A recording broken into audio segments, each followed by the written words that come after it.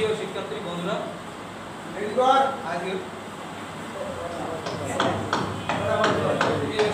বন্ধুরা, আজ আমরা প্রথমেই পরিচিত হই।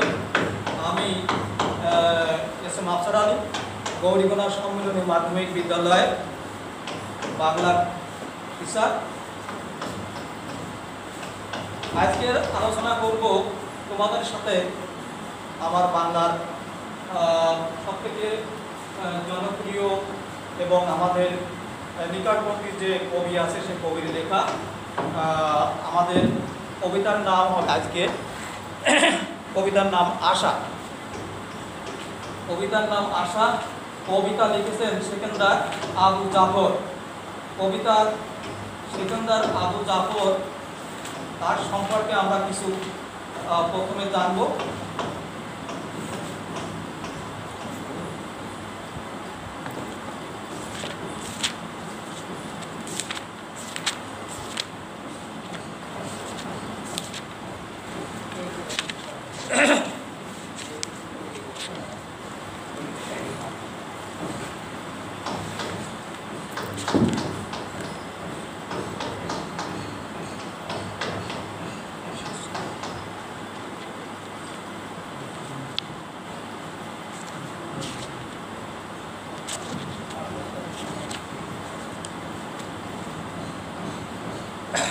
সিকেন্দার আবু জাফর আজকে আমাদের এই কবিতা লিখেছেন।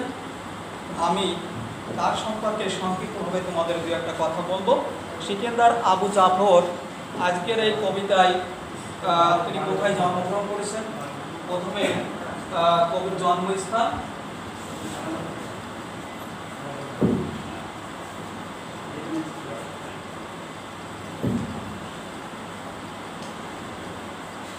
কবির জন্মসাল, কবি কত সালে জন্মগ্রহণ করেন? কবি 1919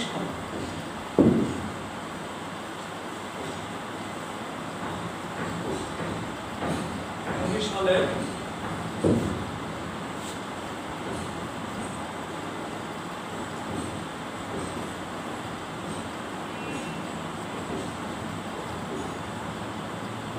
করেন। কোথায় জন্মগ্রহণ করেন? কবি সাধারণত খুলনা জেলার তালাশ থানা, খুলনা জেলার ডুমুরিয়া থানা,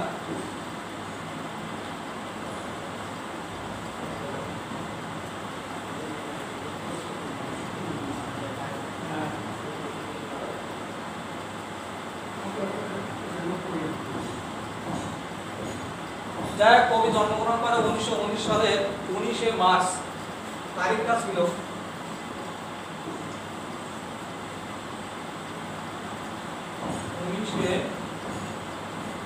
মার্চ। তিনি পেশায় কি ছিলেন? তিনি পেশায় ছিলেন একজন সাংবাদিক। তিনি পেশায় ছিলেন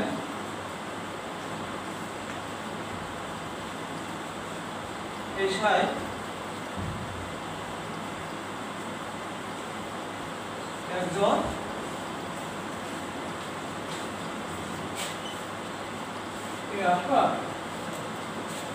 তিনি পেশায় এখন সাংবাদিক ছিলেন।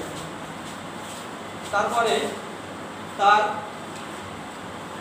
তিনি অনেক আন্দোলনের অংশগ্রহণ করেছেন। এখানে বলা হয়েছে তিনি মুক্তিযুদ্ধের সময়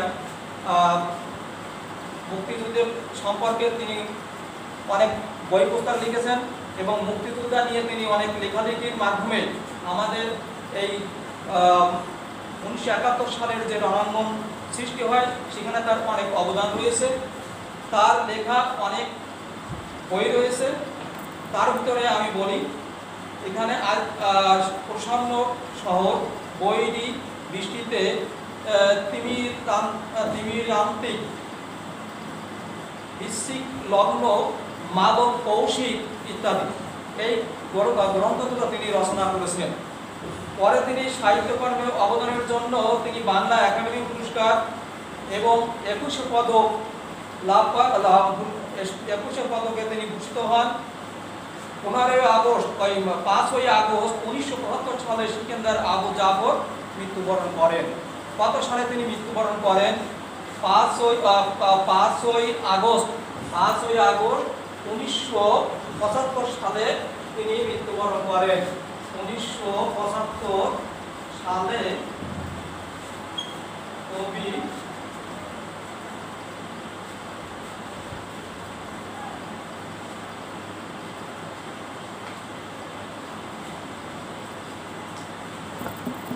মৃত্যুবরণ করেন।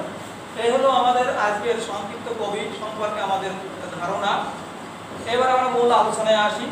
প্রিয় শিক্ষার্থীবৃন্দরা, তোমরা মনোযোগ সহকারে আজকের এই আলোচনা অবশ্যই মনে রাখার চেষ্টা করবে এবং সাথে সাথে আমি যে কথাগুলো বলবো সেই কথাগুলো তোমরা মোটামুটি মনের ভিতরে একটা পুস্তক আকারে রেখে দিও।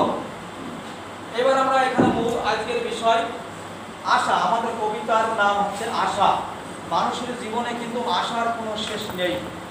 এমনই একটা কবিতা লিখে কবি সিকান্দার আবু জাফর আমাদেরকে দেখিয়েছেন যে আমরা আশার পিছনে সকল সময় দৌড়াদৌড়ি করি, কিন্তু আশাই থেকে যায়, আশাই থেকে যায়।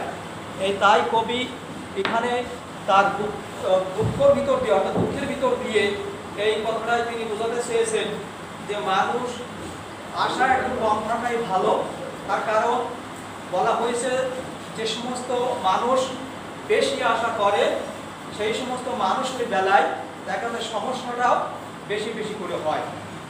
কবি সে কথা বলেছেন। তো আজকে এই কবিতার কিছু শব্দ অর্থ আছে, এই শব্দ অর্থ অবশ্যই আমাদের জানার দরকার, যেহেতু আমাদের কোনো বিষয় বা কোনো পাঠ সম্পর্কে জানতে হলে সে সম্পর্কে আমাদের কিছু টিকা টিপ্পণী অবশ্যই মনে রাখতে হবে। সেই জন্য আমাদের কিছু শব্দ অর্থ এখানে তোমাদের জানতে হবে।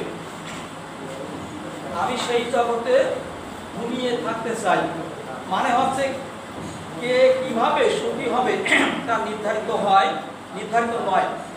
কে কিভাবে সুখী হবে তা কেউ কিন্তু মাতৃগর্ভ থেকে ভূমিষ্ঠ হওয়ার পরে সে বলতে পারে না, কারণ তার কর্মের পরে নির্ভর করবে যে না সে কিভাবে সুখী হবে।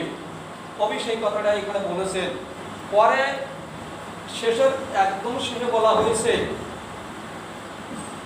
যেখানে মানুষকে ভালোবাসা যায়, প্রতিবেশীর দুঃখ কষ্ট দূর করে আলো জ্বালানো যায়, সেখানে তিনি থাকতে চান। বলা হয়েছে যে তিনি যেখানে সবার সঙ্গে মিলেমিশে থাকা যাবে, যেখানে মানুষ বন্ধু সুলভ, মানুষের অন্তরের কথা ব্যক্ত করতে পারবে। কবি বলতে চাচ্ছেন আমি তাদের কাছে থাকতে চাই, তাদের সঙ্গে মিশে থাকতে চাই। কবি এই কথাটা এখানে ব্যক্ত করেছেন। কারণ আমরা আশাবাদী লোক, আমরা মানুষ, আমরা লোভী, অর্থাৎ আমাদের লোভেরও শেষ নেই, সমস্যারও কোনো শেষ নেই। প্রিয় শিক্ষার্থীরা, তোমরা অবশ্যই মনে রাখবে। এবার আমি দেখো কবিতাটি বিশ্লেষণ করছি। আমি সেই জগতে হারিয়ে যেতে চাই যেথায় গরিব নিশিত রাতে জীর্ণ বেড়ার ঘরে নির্ভাবনায় মানুষেরা ঘুমিয়ে থাকে। ভাই, কবি বলতে চেয়েছেন নিশিত রাত মানে কি? গভীর রাতে, অন্ধকার রাতে কবি তাদের মাঝে ঘুমিয়ে থাকতে চায়। মানুষ যদি কিনা একটুখানি নিশ্চিন্ত থাকে, একটু যদি লোভ কম করে, তো আমরা দেখেছি আমাদের সমাজে অনেক ছেলে মেয়ে ও অনেক লোক আছে যারা অকাতরে ঘুমাচ্ছে, অকাতরে তারা আনন্দ পাচ্ছে, অকাতরে তারা সুস্থ থাকতেছে।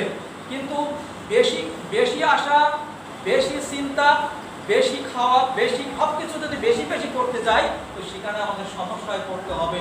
সেই কথাটা এখানে কবি বলেছেন। পরে এখানে বলা হয়েছে নির্ভাবনায় মানুষেরা ঘুমিয়ে থাকে। ভাই, যেথায় লোকে সোনার উপায় পাহাড় জমায় না, বৃত্ত সুখের দুর্ভাবনায় আয়ু কমায় না, যেথায় লোকে তুচ্ছ নিয়ে তুষ্ট থাকে। ভাই, কবি বলেছেন কোনো কিছু অতিরিক্ত আশা করলে যেমন সময়ের অপচয় হবে, তেমনি অপচয় হবে কি দৈহিক ক্ষয়। দৈহিক ক্ষয় কখন হবে? সেই আশাকে পূর্ণ যত সময় করতে না পারতেছি ততক্ষণ পর্যন্ত দেখা যাচ্ছে আমাদের ঘুম নাই, বিশ্রাম নাই, চিন্তার অবকাশ নাই। এই কারণের জন্য কবি বলেছেন যে বৃত্ত সুখে দুর্ভাবনায় আয়ু কমায় না। অর্থাৎ এমনই এক সময় এসে হাজির হয় বা উপস্থিত হয় যে সময় দেখা গেল যে আমরা একটা রোগগ্রস্ত হয়ে পড়লাম, আমাদের যে আশা আকাঙ্ক্ষা সব ধূলিসাৎ হয়ে গেল, আমাদের আশা আশাই থেকে গেল, কিন্তু আমার আশা পূর্ণ হলো না। কবি তাই বলেছেন যে এমন ধরনের কোনো আশা আকাঙ্ক্ষা আমরা কখনো করব না। পরের লাইনে কবি বলেছেন সারা দিনের পরিশ্রমেও পায় না যারা খুঁজে একটি দিনের আহার্য সঞ্চয়, তবু যাদের মনের কোণে নেই দুরাশার গ্লানি, নেই দীনতা, নেই কোনো সংশয়। প্রিয় শিক্ষার্থীরা, আমরা দেখেছি শহর বাজারে গ্রামগঞ্জে অলিতে গলিতে বস্তি যেখানে আছে সেখানে গ্রামেও দেখেছি অনেক মানুষ আছে সারাদিন হাড় ভাঙা খাটুনির পরে তারা যে দুই টাকা রোজগার করে, সেই 2 টাকা রোজগার করে নিয়ে তারা খাদ্য বাজার থেকে ক্রয় করে নিয়ে বাসায় ফেরে এবং বাসায় যারা থাকে তাদের সঙ্গে সেই যে তার ক্রয়কৃত যে সমস্ত খাদ্য খাবার সেগুলোকে রান্না বান্না করে খেয়ে কি করে সবাই মিলে আরামায়েশে সেই ভাঙ্গা জীর্ণ কুটিরের ভিতরে রাত যাপন করে। কোনো চিন্তা নেই, কিচ্ছু নেই, রোগ নেই, ব্যাধি নেই, কোনো আশা আকাঙ্ক্ষা কোনো কিচ্ছুই নেই। আহার নিদ্রায় একবার পুরোটাই সে অচেতন অবস্থায় বিশ্রাম করে, আবার কি করে সকালবেলায় সতেজ হয়ে সব মানে একেবারে শান্তিপূর্ণভাবে আনন্দ সহকারে তার কর্মস্থল। কবিতায় বলেছেন আমি ওদের মাঝে থাকতে চাই, ওদের মতো জীবনযাপন করতে চাই, কিন্তু আশা বেশি করবা, বেশি করে তোমাদের সমস্যার সৃষ্টি হবে। তাই এখানে বলা হয়েছে নেই দীনতা, নেই কোনো সংশয়। যেটাই মানুষের বাঁচতে পারে ভালো, প্রতিবেশীর আধার করে জ্বালাতে পারে আলো, সেই জগতের কান্না হাসি অন্তরালে ভাই আমি হারিয়ে যেতে চাই। কবি আরো বলেছেন আমরা যদি অনেক অসহায়, অন্যের অভাবে, বস্ত্রের অভাবে, ঘরের অভাবে শহর বাজারে অলিতে গলিতে আমরা দেখতে পাই যে এমন অনেক লোক আছে যাদের ঘর নেই, বাড়ি নেই, খাদ্যের কোনো সংস্থান নেই, পরনে বস্ত্র নেই। তাদের যদি একটুখানি সাহায্য আমরা করতে পারি, আমরা যদি তাদের একটু সাহায্য করতে পারি, তাই মনে হয় যে সেটা তারা অনেক বড় মনে করবে, তারা অনেক সান্ত্বনা পাবে, অনেক কি করবে, তারা আনন্দ পাবে। আর আমি কি পাবো, আমিও আনন্দ পাবো এবং তাদের মাঝে মিশে থাকতে পারবো।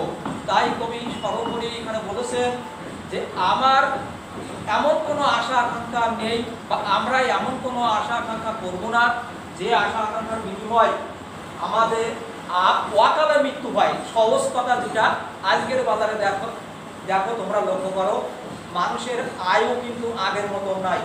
আমাদের পূর্বপুরুষ যারা ছিলেন তাদের দিকে তাকালে আমরা দেখতে পাই অনেক দিন তারা বেঁচে গেছেন, কারণ তাদের যা ছিল তাই নিয়ে তারা সন্তুষ্ট থাকতো। বর্তমান যুগে আমরা কি করি, মরীচিকার কিন্তু পিছনে দৌড়াতে এমন এক পর্যায়ে যে আমরা আটকে পড়ি, তখন পিছনেরও কোনো লাইন থাকে না, সামনে অগ্রসর হওয়ার কোনো লাইন থাকে না।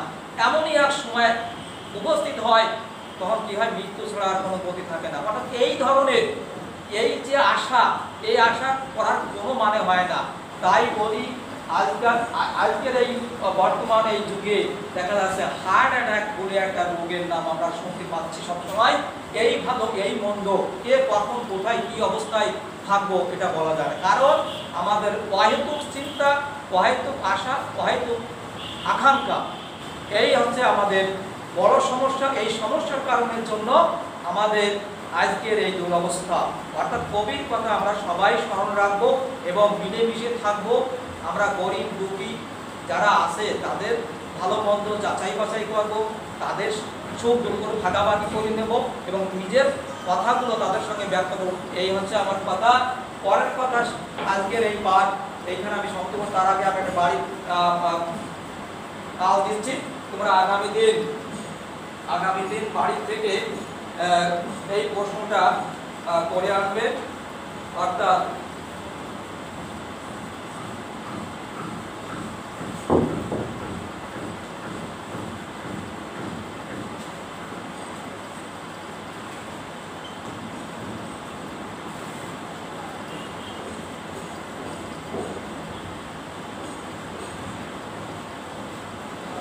প্রকৃত সুখী